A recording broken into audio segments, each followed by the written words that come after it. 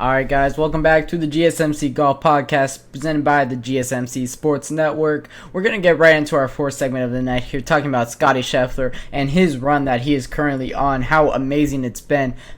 But a couple of bad scorecards that he is not used to, and litigation issues with what happened at the PGA Championship, and not playing his best golf when it does come to the PGA Championship. What's the problem? What's happening? Is it mental? What's going on with him? Just talking about his recent run, as it's been absolutely fantastic. Tied for second at the Charles Schwab, tied for eighth at the PGA Championship, first at the RBC Heritage, first at the Masters, tied second at the Houston Open, first at the Players, first at the Arnold Palmer, and then tied 10th Genesis, tied third Waste Management, Phoenix Open, Pebble Beach he was 6th, Amex 17th. That's his worst. Event of the entire year. That was in January. He's been amazing all year. Tied 5th at the Century last year. Finished off with the Hero World Challenge. It was first. BMW Championship was tied for second. Does not play too well at the St. Jude Championship. But other wins he saw last year were at, of course, the Players Championship.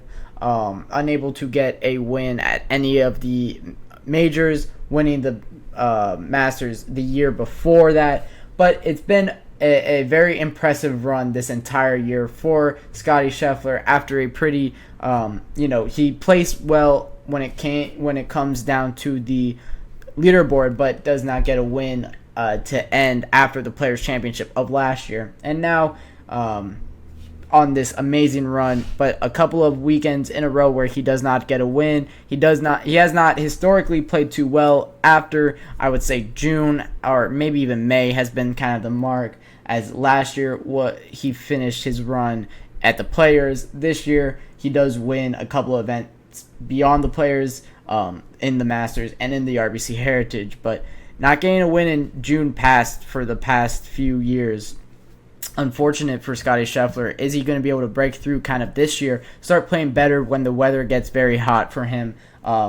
He's a Texan. It seems like this shouldn't be a problem for him, but it has been in recent years. But at the Charles Schwab, gets a tied second. The thing that concerns me isn't the placement on the leaderboard. It's him not playing the best of golf. He has been this entire year fantastic. Been the best player on tour, by a large margin. He's been number one in strokes gained on approach, number one in strokes gained off the tee, number one in strokes gained total, number 9 in strokes gained around the green on chips and putts, and then putting has been his not his strong suit his entire career. He's 75th in putting, but that's even better from last year. The amount of statistics that he leads the field in on the PGA Tour is insane. But that is before June, and we talk about this. That is all before June. After June, he has been a different player the past few years. Last year, as I mentioned, he didn't get a single win beyond the Players. The year before that, in 2022, it's not a single win beyond the Century Tournament in 2022. So for him, it's not been great beyond that May month. That's what's a little bit concerning. That's why I say, is his run kind of coming to an end right now? This could be the year that he turns it around, and then his run is just starting. It's a good conversation to have, because for a golfer like Scottie Scheffler, who is so amazing at so many things, it's kind of perplexing why he doesn't continue that throughout the entire season, like we've seen in years past with these runs that these guys go on. Jon Rahm last year was so fantastic throughout the entire season. You have players like Dustin Johnson in 2020, 2019, Will Zalatoris in 2019, guys like Jordan Spieth and Justin Thomas in the mid-2010s, and Ricky Fowler in the early 2010s, Rory McIlroy early 2010s. These guys go on these runs for years and years and are consistent throughout the entire season. So it's weird to see a player playing kind of like what Scottie Scheffler is doing, where he's playing so well in the early months on tour, so well, and then he kind of slows down going beyond that. Once again, he is number one in the official World Golf Rankings. He's number one in the FedEx Cup standings. He's number one in wins on the tour, number one in money made on tour this season. And honestly, if he doesn't win another event this entire year,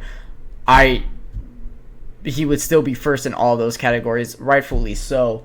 But you still have the U.S. Open and the Open Championship, two majors that this guy definitely wants to claim in the future that has eluded him to now.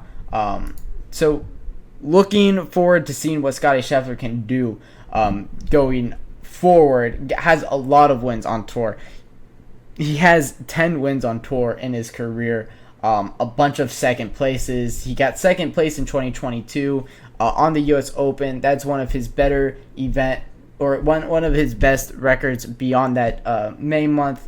The U.S. Open has been a fantastic event for him in his career. He's come in second. He's come in third. Before last year, he came in third. So not being able to get a win, however, playing very good golf. So we're maybe looking at that stage for him to break through, gain his second major of the year. Unable to win at the PGA Championship, but he definitely can win at the U.S. Open.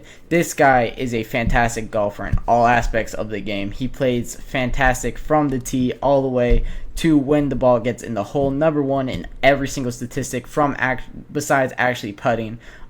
He has so many hole outs. Just a fantastic golfer that we're watching in the peak of his career. Hopefully he doesn't slow down though, because to build the legacy, you're looking for him to win over a longer span of time, and this could be this could be the opportunity that he needs to do so. So for Scottie Scheffler, you're expecting this to maintain, as he's first in scoring on the tour with an 67.5 scoring average. Averaging like a par 71 on all courses. Every round he's about 3.5 strokes under par already. Not that many scorecards with in the greens. I believe he has like 5 all year long, and 2 of them were in this past weekend, which is a little bit of cause for these alarms. I would not be having this conversation if he, of course, went out and was up there with Davis Riley in the 12, 13, 14 under territory. But with the scorecards that he posted on Thursday and on Sunday, a little concern for him. And, of course, as I mentioned in the last segment, for Scottie Scheffler and for golf is such a mental sport, and it's so hard to get past that and those limitations that the mental side of it has on you. And when you're going through a litigation issue, when it comes to something that happened right next to a golf course, that could be a little bit tasking on somebody's brain, and especially on a golfer's brain. So that might be playing a little bit of a factor into Scottie Scheffler and what we're seeing with his play this year, and not in this year, but in these past couple of events and the rounds that he's posting. He posts a 63 on round 3, which makes the scorecard look so much better than what it was shaping up to be before that. So for Scottie Scheffler, I could just be talking out of my back end here, completely blowing this out of proportion, and I probably am. It's Scottie Scheffler here. But talking about what history has shown us in the past is he's not great beyond the month of May, and he does not get wins beyond that. I could just be talking absolute rubbish, and he could go out at the Canadian Open and win it, and maybe win the Masters, and then you have the U.S. Open after that. This is Scottie Scheffler we're talking about here, the best golfer in the world. So for him, these next few events and next few months are going to be very telling to kind of how he plays going on and on into the PGA Tour calendar and throughout the year of the PGA Tour. But with that being said, that will wrap it up for our fourth segment. When I come back from my fourth and final break of the evening, we'll be talking about the importance of the RBC Canadian Open, the event that we have looking forward to this weekend.